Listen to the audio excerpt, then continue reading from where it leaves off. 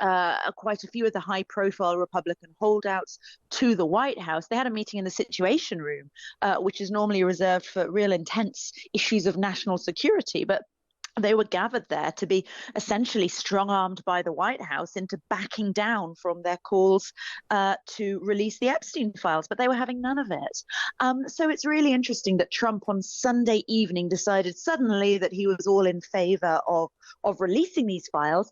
And actually, Carol, I think it says something about, about perhaps the waning power of Donald Trump on this. Developing news, American politicians have voted in favour of the Justice Department releasing all the files it holds on the convicted sex offender Jeffrey Epstein. The US Senate has approved the bill after it passed through the House of Representatives earlier this evening, and the bill goes to the president for signing next. Donald Trump was asked about the release of the Epstein files during his meeting with the Saudi Prince Mohammed bin Salman. This was his response. Why wait for Congress to release the Epstein files? Why not just do it now? It's not the question that I mind, it's your attitude. I think you are a terrible reporter. It's the way you ask these questions. You start off with a man who's highly respected, asking him a horrible, insubordinate, and just a terrible question. And you could even ask that same exact question nicely. You're all psyched up. Somebody psychs you over at ABC. They're going to psych. You're a terrible person and a terrible reporter. Well, let's talk to Harriet Alexander, journalist in New York. Good evening to you, Harriet. Hi, Carol. So just talk us through what has happened tonight with these two separate votes on the release of the Epstein files. Well, I mean, according to Trump, we should have just all been asking the question in a nicer fashion, shouldn't we? And then it would all have been okay. But what has happened, Carol, is that there has been a vote in the House of Representatives that was passed almost unanimously, 427 votes to 1. The one holdout was a Republican from Louisiana, and he felt that releasing all of the documents would actually risk sort of ensnaring people who he said were not guilty, and they would be dragged through the mud by the media, but very much a lone voice there. The bill then went to the Senate, where it was passed unanimously, and now it goes to Donald Trump's desk. When he signs it, the White House has said he will sign it as soon as it comes to his desk, so it could be as late as, later today, in the next few hours, although he's having dinner with Mohammed bin Salman right now.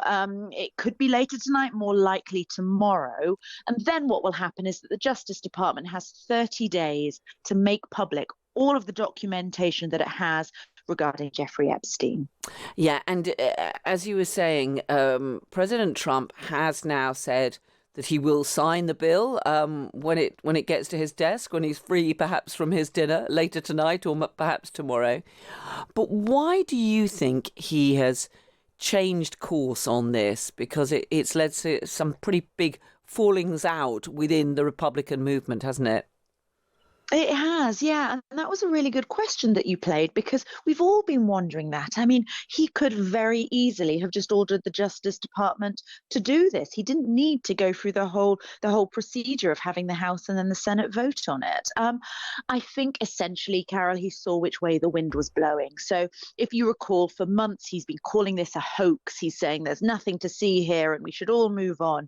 But he realized that wasn't happening. I mean, as recently as last week, he actually summoned quite a few of the high-profile Republican holdouts to the White House. They had a meeting in the Situation Room, which is normally reserved for real intense issues of national security. But they were gathered there to be essentially strong-armed by the White House into backing down from their calls to release the Epstein files, but they were having none of it. So it's really interesting that Trump on Sunday evening decided suddenly that he was all in favor of releasing these files. And actually, Carol, I think it says something about perhaps the waning power of Donald Trump on this. I mean, clearly, we've already had a huge amount of documents released, some 20,000 last week. There was a reference to President Trump spending time with one of Epstein's victims. The Republicans said this was Virginia Giuffre, who has now died, and her posthumous memoirs have been released, in which she said she had no problem at all with President Trump. I mean, is it possible that President Trump has reached the conclusion that maybe there isn't too much in there that's going to damage him? Or alternatively, as some have also suggested, that the FBI has been through it all and taken out or redacted any unfavourable references to the president? I mean, I think anything is possible, but I think that final suggestion of, the FBI actually cleaning it up before the release, I mean, I think that, gosh, you would imagine that's one step too far even for this White House, because my goodness, if that ever came out. I mean, you do have the sneaking suspicion, Carol, that if there was a real smoking gun about Trump himself doing something nefarious, then we would have known about it by now. Enough people have seen this and would have got it out there. It was interesting that it was the White House, it was Caroline Leavitt, the press secretary, who said that it was Virginia Giuffre who was the person who was mentioned in those emails, because her name was redacted. But that was quite a canny move by her, because, as you say, Virginia Giuffre said herself that Trump actually didn't behave badly towards her. So that was sort of getting out ahead of that, perhaps. I mean, there's an awful lot of games being played here. Trump wants this saga to go away, but it's really not. Will this be the end of it? You wouldn't bet on it. No, I just finally on that, Harriet. I mean, if, as seems likely, in the next few days we do get the full release of all of these files, I mean, could they lead to further criminal investigations, for criminal cases against some other pretty high-profile names? Well, that's absolutely what the survivors want, because there was a huge number of people who were associated with Jeffrey Epstein. And I think a large part of this problem stems from the fact that Pam Bondi, the Justice Secretary, and Kash Patel, the head of the FBI, they said, no, nothing to see here. There will be no more prosecutions. And that was so definite and so categorical that I think it really sort of put people on notice, and it made them think, wait a minute, what's going on here? Because Epstein associated with an awful lot of people. Of course, not all of those people were up to no good, but certainly some of them were. And there were people who organized all of this, who masterminded it, who know exactly what was going on. And I think, a lot of people are really clamoring for much more clarity about who knew what and when. And yes, they would like to see some more of these high-profile associates potentially prosecuted for what they've done. Harriet Alexander, journalist in New York. Good to have you with us. Thanks so much.